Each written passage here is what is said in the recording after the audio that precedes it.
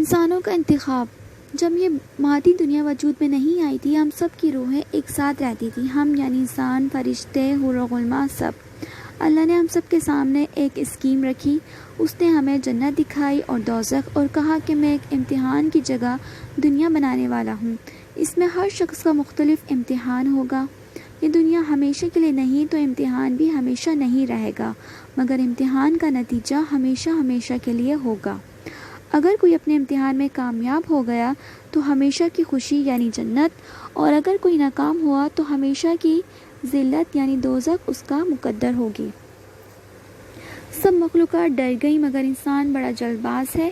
اس کے سامنے بھڑکتی آگ کے شعلے یعنی دوزخ بھی تھی، مگر وہ پھلوں اور محلوں سے بھری جنت کو دیکھ کر اس کے شوق میں اس امتحان میں کود پڑا۔ پھر ہر شخص نے دنیا میں اپنے امتحان کی نوعیت چن لی، جیسا امتحان ویسا ہی اس کا اجر۔ کسی نے غربت، مفلسی، بدحالی کو چنا کیونکہ اس امتحان پر صبر کر کے اسے بڑا اجر ملتا۔ کسی نے مال و دولت حاصل کر کے اسے اللہ کی راہ میں اور اس کے بندوں پر خرچ کر کے اجر کو غنیمت جانا اور اس کے بدلے جنت کی ابدی زندگی۔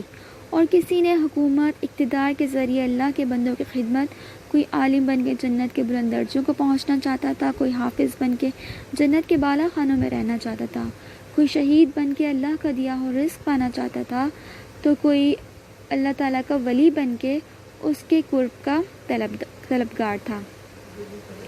ہم لوگ یہ بات سراسر بھول گئے کہ جتنا بڑا امتحان ہوگا جتنا اجر ہوگا اتنا ہی بڑا اس کا امتحان ہوگا۔ اگر وہ نبھا نہ سکے امتحان جو اس اجر کے لیے، اس رتبے کے لیے درپیش ہے، تو جہنم کے اتنے ہی گہرے گڑھے میں ہمیں گرنا پڑے گا اور اس میں رہنا ہوگا۔ سب سے سخت امتحان انبیاء کرام کا تھا۔ انہیں طرح طرح کی آزمائشوں اور سختیوں سے دین حق کے لیے گزرنا تھا اور ان کا رتبہ سب سے بلند۔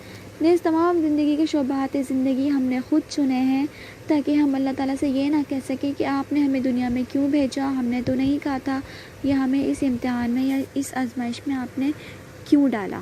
جزاک اللہ۔